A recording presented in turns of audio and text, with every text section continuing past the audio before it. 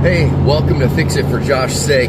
Today's a little bit different. I am out on an adventure right now, chasing something that I've wanted for as long as I can remember. When I was a kid, I used to go down to Wisconsin Dells and see the MasterCraft boats that would pull the water skiers, and I always thought to myself, the MasterCraft is the coolest water skiing boat ever made, and I've always wanted one. Now, I grew up with parents who got us really cool boats, and we wakeboarded, and we water skied, and we inner tubed, and we kneeboarded, and all of that stuff on a really great boat. But it never was a MasterCraft. And today on Facebook Marketplace, a fella said, I need this out of my garage. It's free if you can come pick it up. And in 4 minutes, I was messaging him saying, where's your address? I'm on my way. I want to pick up this MasterCraft. My dream boat. It looks great in the pictures. We're going to see what it looks like when we get there. But come along with me as we fix it for Josh's sake. Well, here it is. I just pulled it out of the fella's yard, and let me tell you, it is everything I hoped it would be. It is a complete boat, minus some seats, but the motor turns over. Everything else is there. It's got the plugs. It's been winterized before it was parked. Sounds like this fella took some pretty good care of it, and then eventually the family just started to want to do pontoon rides more than sport boat rides. And so I am the one that gets the opportunity to pick this up and bring it back to life. We should probably do a little walk around here, right?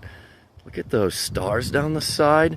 Now, I'm going to zoom in for a second here because it looks like brown, but then when you get close, this is metallic, and I am going to be working some magic to see if I can restore the shine and shimmer of this beautiful pinstripe that is on here. We'll see what we can do about that. And then you come like this, and we got the MasterCraft logo. Some nice tires. Yeah, they're squatting a little bit. A little old. We'll be putting new rubber on those. That chrome is going to clean up nice, I think. And then we come around. Oh yeah, I've always loved these big decks back here, you know, where you can kind of sit down on here and put your wakeboard bindings into the board or get the skis on. We got the prop down here. Everything looks pretty good under there. Look at that. Oh, heck yeah. Okay. Maybe a few little chips here and there in the fiberglass. The doghouse here definitely is going to need some new vinyl. The interior here needs a good vacuum, a good clean out. Some of this gold metallic is pretty sparkly, so I think there's some opportunity to restore the rest of the metallic like that. And then we come down here, do a little walk around. I do love me this steering wheel. This dashboard looks pretty cool. Got our throttle over here. Yep, we're gonna be enjoying that. And we get to do some vinyl on the seat right here, but that's all right.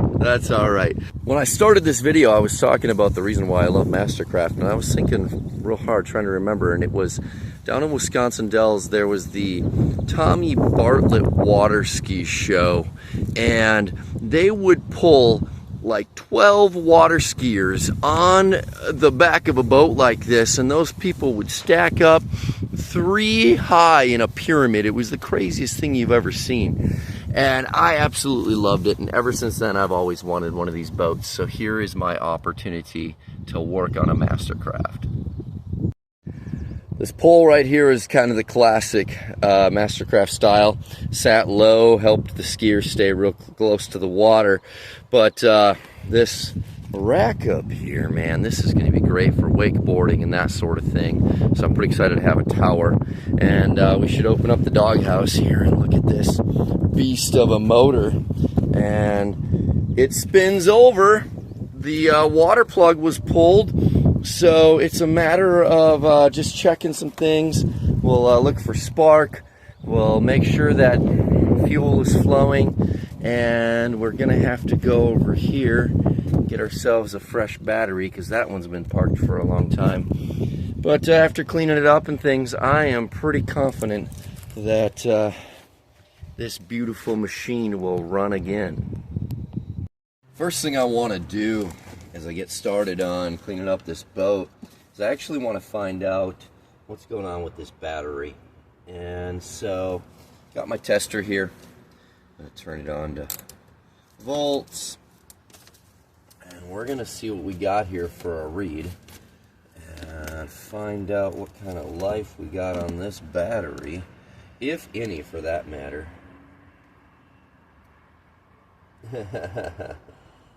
3.4 volts. Okay, so this battery is long in the tooth. It's been here a while.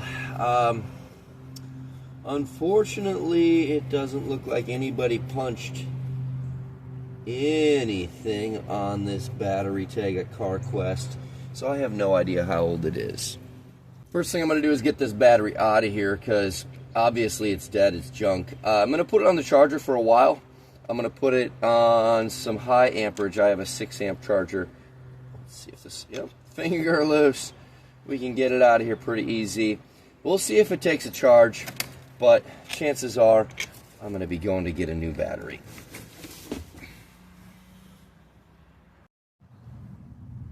First thing I need to do before I hook up the charger onto these terminals is I want to check the water level in here, acid and water level.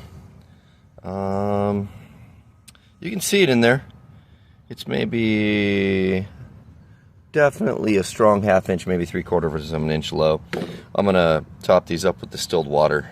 Clean this off, obviously. Top this up with distilled water before I hook on my charger here, just so we're not boiling this battery.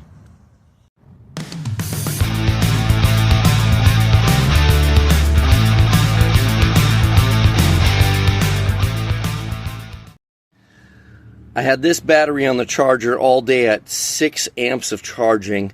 I know the battery's no good, but I do want to see if this motor here turns over. So we're at about 11.89 volts or something like that. I'm going to turn the key over here and we're going to see what happens. Well, we got a click. That's actually a good sign. Sounds like a solenoid. Considering this battery is as dead as it is, a solenoid starter relay click actually is a good sign to me. So I am going to go get myself a good battery, see if we can get this motor to turn over. There's a bit that happened off the camera. There's the battery. We had it connected. It is now disconnected. And we came back here, and remember we were hearing clicking. So I put in a new starter relay right there. There's the old one. This one was going. This one actually goes cut click and holds in the start position.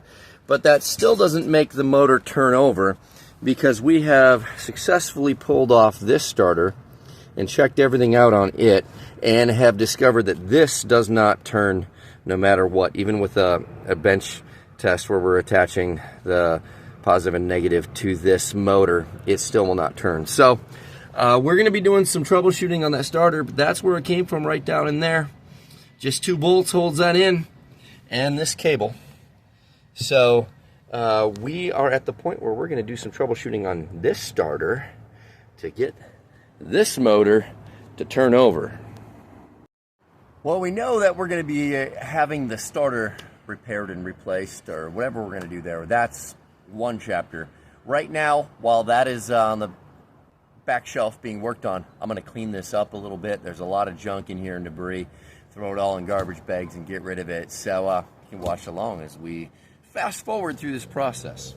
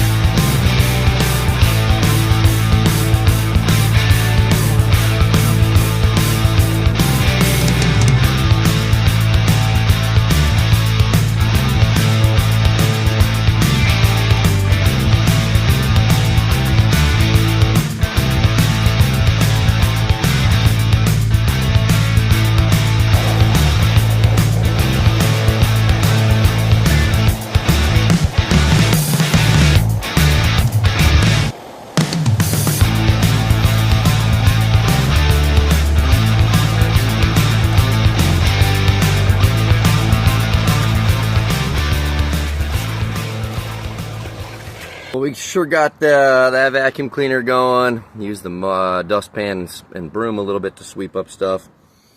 A couple of garbage bags worth of junk. There's a lot of stuff stuffed under there.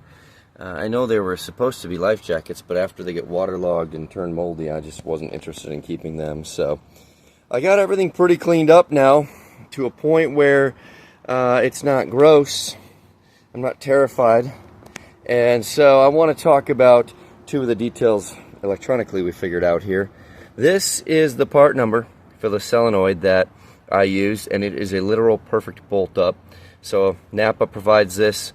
I don't know if V12297 is the number they'll use in their system, or ST81SB is the number you want, but this is a perfect bolt up if you need a starter solenoid. And then this is the brand new starter, and this is a perfect matchup to the one that needs to be in this motor. Now this particular boat here is a 1982. Let's just look at it because it's fun to peek in here.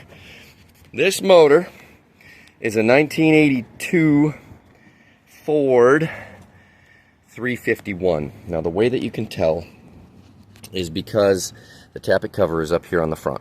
The Ford has a tappet cover in the front. The Chevy has the 350 that the MasterCraft also used, has the tappet cover at the back. So we know this is a Ford because it's at the front.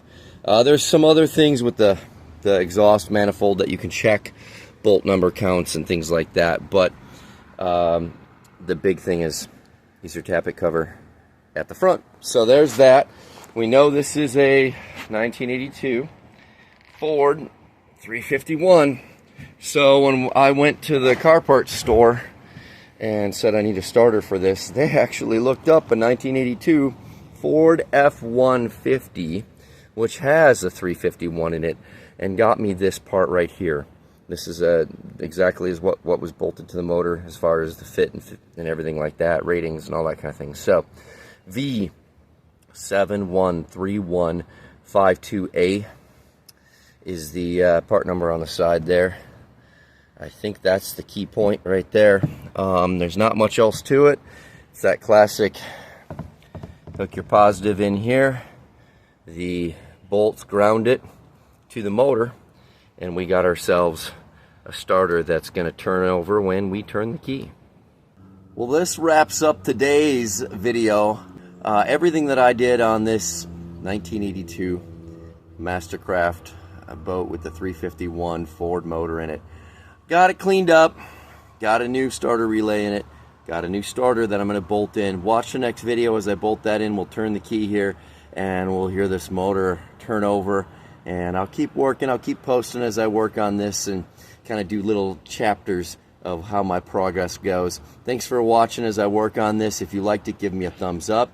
If you know somebody that could enjoy what I did in this video, go ahead and give it a share. And I would love it if you subscribed. Just, it helps me out, helps me know you're out there. Heck, I could even hit you up if I had a question on something you're working on in your videos. Thanks for watching. Fix It for Josh's sake.